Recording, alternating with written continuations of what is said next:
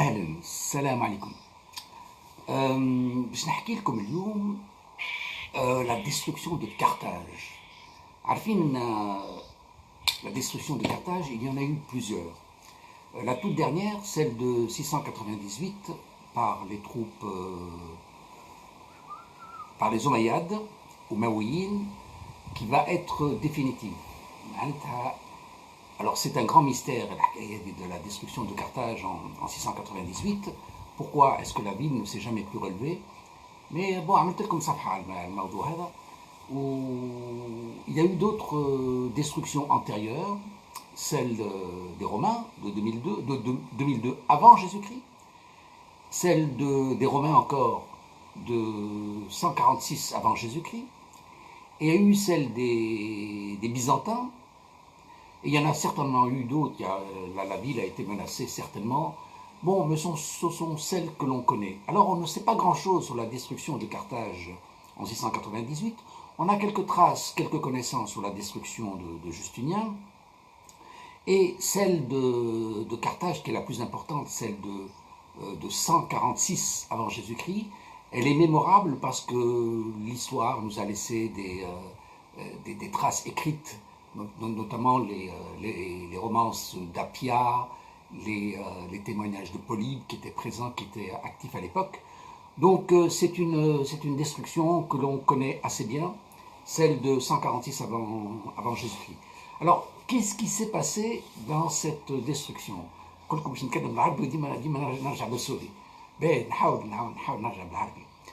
شنو صار في 149 قبل الميلاد؟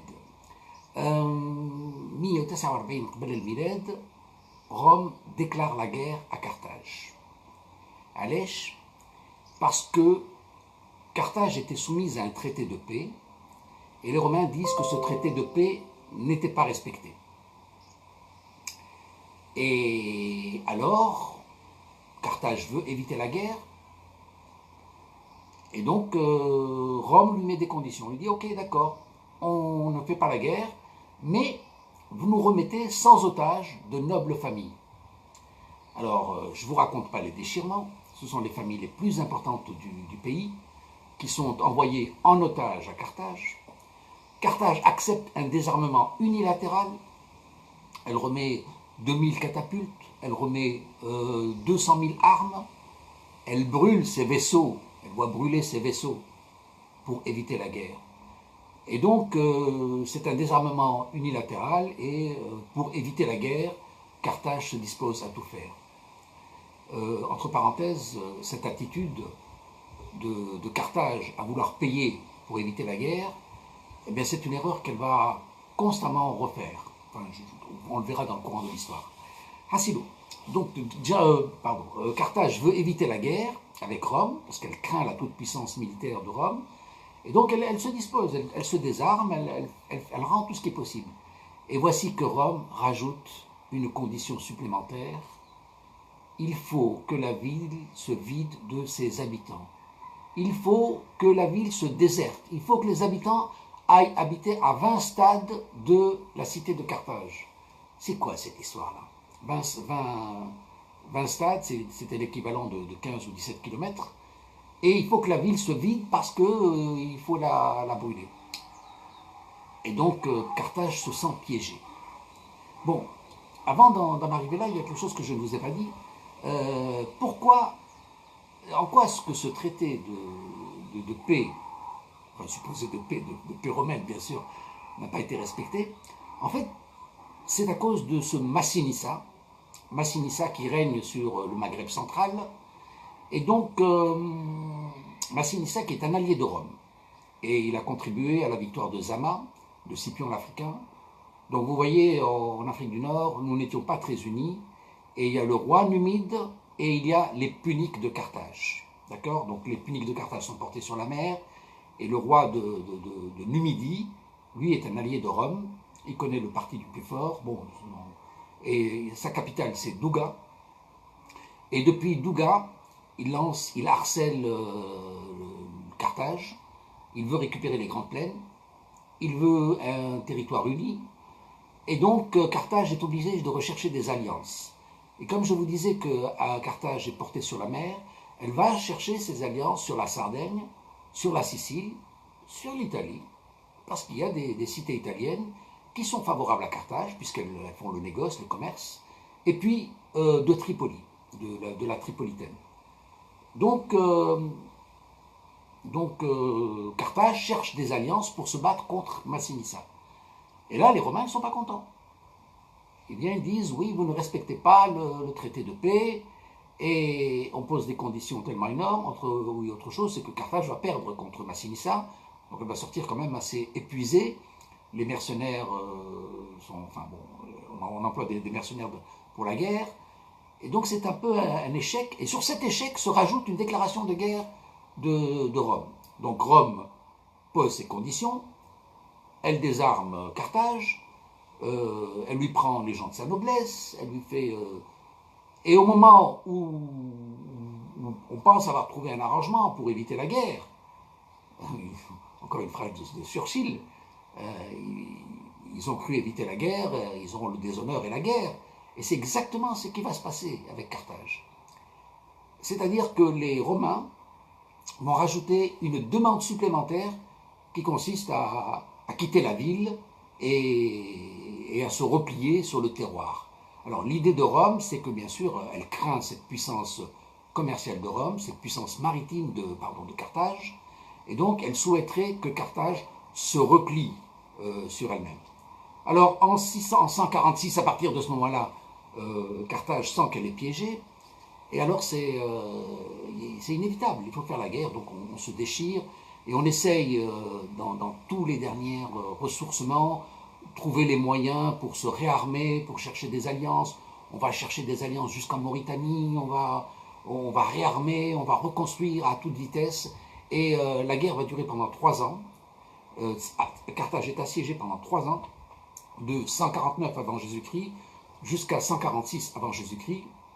Et en 146, le port militaire est battu, le port commercial est battu, et donc Hasdrubal est battu et vaincu.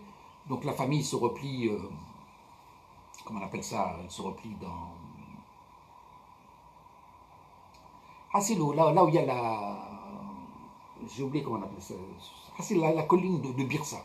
Il se replie sur la colline de Byrsa, et Hasdrubal donne sa vie aux Romains, et il leur dit, je me rends, mais épargnez la population. Alors on va emprisonner Hasdrubal le Boétique, parce qu'il y a eu plusieurs Hasdrubal dans l'histoire de Tunisie. Donc on va l'emprisonner, on va le ramener à Rome, et paraît-il, on ne lui fait pas de mal. Par contre, la population, elle va subir des sévices, elle va être brûlée. Et nous avons un grand historien qui s'appelle Ben Kerdian, je crois, ou enfin j'ai oublié son nom, qui lui parle de génocide, du premier génocide de l'histoire, puisqu'on a eu 150 000 morts sur une cité de Carthage qui représentait environ 200 000 habitants à peu près. Donc vous voyez, le reste a été transféré en esclavage, etc. Donc vous voyez combien ce siège de Carthage a été extrêmement pénible. Et alors on a dans le récit épique d'Appia quelque chose d'extraordinaire, c'est que nous avons la reine qui se replie dans le temple d'Eshmoun, sur la Byrsa, avec les derniers résistants, et elle se drape avec son plus beau vêtement, et elle dénonce l'attitude de son mari lâche, qui n'a pas été capable de défendre la ville, et elle se lance dans les flammes. Et donc, voilà, ça c'est un peu l'histoire, l'honneur sacrifié. Elle se sacrifie, elle se brûle, elle se jette dans les flammes avec ses enfants et les derniers résistants.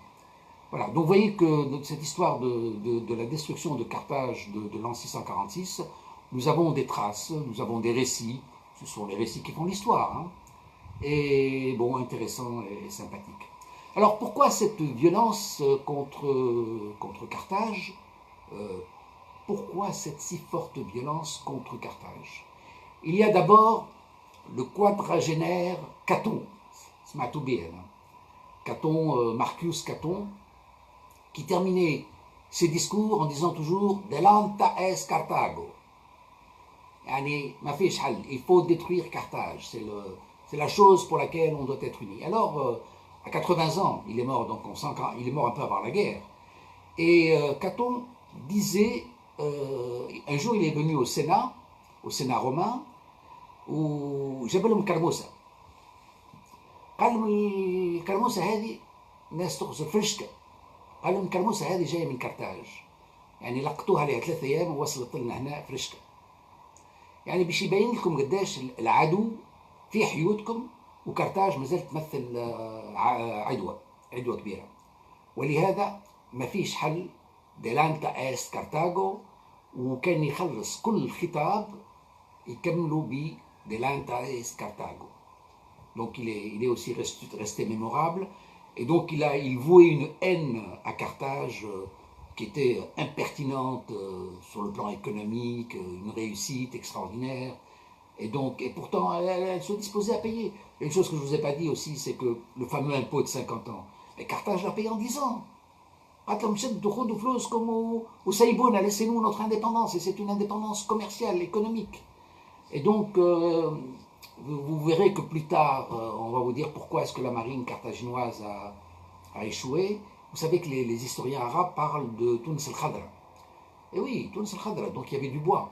Et à un moment, quand Tunis ne va plus devenir Tunis al-Khadra, il va y avoir moins de bois. Et donc, moins de bois va moins nourrir la construction de bateaux. Donc c'est une réalité, bon, c'est un parallèle que je vous mets en place. Voilà. Alors, donc je vous parlais de cette brutalité contre les Carthaginois. Pourquoi tant de violence, pourquoi tant de brutalité, pourquoi tant de haine? Il y a d'abord le discours de Caton, qui est un discours donc extrémiste et qui réussit à faire l'unanimité. Raj al-Bouthmani Nsna, il répète toujours la même chose, ça fait rire, ça nous fait rire jusqu'à aujourd'hui. Et donc vous voyez combien les discours de haine sont porteurs. Et quand on est rentré dans Carthage, on n'a pas eu de pitié pour cette population. Et il y a un autre historien qui évoque les attitudes, la guerre psychologique utilisée par les Carthaginois. Quand ils attrapaient les Romains, ils les dépouillaient aux yeux des Romains. Quand ils avaient des prisonniers, ils leur arrachaient les yeux. Ils leur faisaient tellement de mal. Le but était de décourager les Romains, donc c'était une guerre psychologique. Et en fait, ça a eu un effet inverse, c'est que Scipion, il a dit « Ah, ça c'est des crapules, c'est des dieux, c'est des mauvais dieux, il faut les tuer jusqu'au dernier. » Et donc ce qui explique un peu le manque de pitié, bon, ce sont des hypothèses. Hein. Voilà. Alors, donc vous voyez, malgré tout, 25 ans après la destruction de Carthage en 646, avant Jésus-Christ, la ville se remet. La ville de Carthage se remet, entre autres par un certain Caius Gracchus, romain, qui revient et qui reconstruit une cité romaine qui va redevenir très vite prospère et alliée de Rome. Et là, il va ouvrir une page sur la Carthage romaine. Voilà. Donc, voilà ce que je voulais vous dire. Vous voyez que dans les pires moments, Carthage s'est toujours remise de ses violences. Sous Justinien, je vous ferai une autre page aussi, elle est aussi passionnante. Et puis, sous les Omeyyades, quand Carthage tombe sous les Omeyyades en 698, c'est pareil, elle va subir des assauts en 695. Et pareil, elle va se retrouver isolée. Elle va payer, depuis longtemps, elle payait un impôt. Donc, payer un impôt, c'est renforcer l'adversaire. L'adversaire qui planifie de venir vous... J'allais utiliser un mot vulgaire, mais qui va venir vous conquérir. Donc, vous voyez, et donc ce sont des vieilles méthodes de lâcheté que l'on retrouve dans l'actualité. Hein. Quand on vous dit, allez, payez, désarmez-vous pour éviter la guerre, et le gars, il est complètement... démunis, ils voudraient éviter la guerre, mais malgré ça, on vous a dépouillé, mais maintenant, on va vous assassiner. Enfin bon, c'est une attitude de lâcheté que l'on revoit souvent.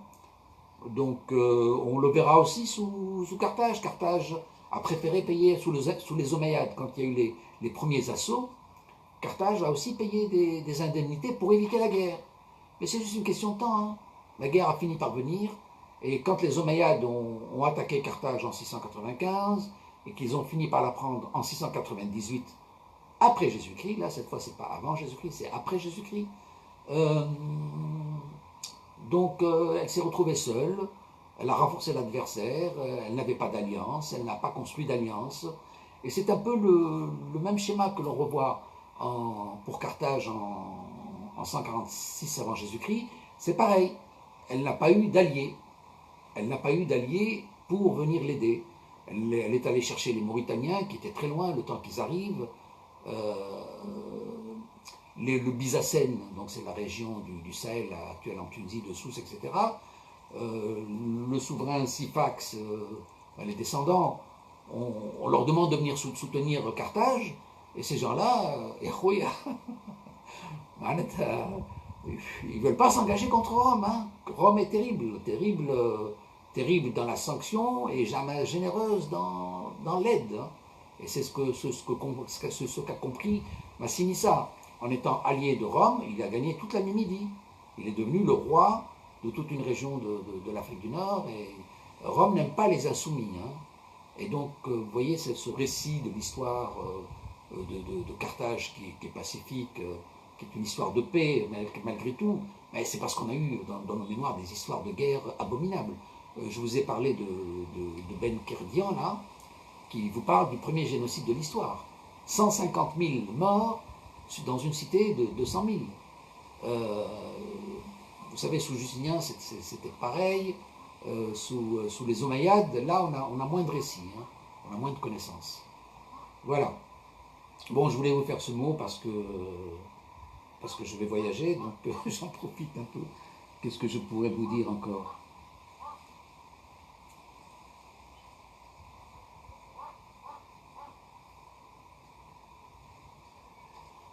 Voilà.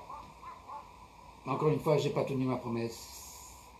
J'ai dit que j'allais parler en tunisien et c'est plus facile pour moi de parler en langue française. Hein, voilà. En plus, je parle à l'improviste comme ça. Donc, ممكن أعودها لكم بالعربي. أي ciao ciao ciao مع السلامة.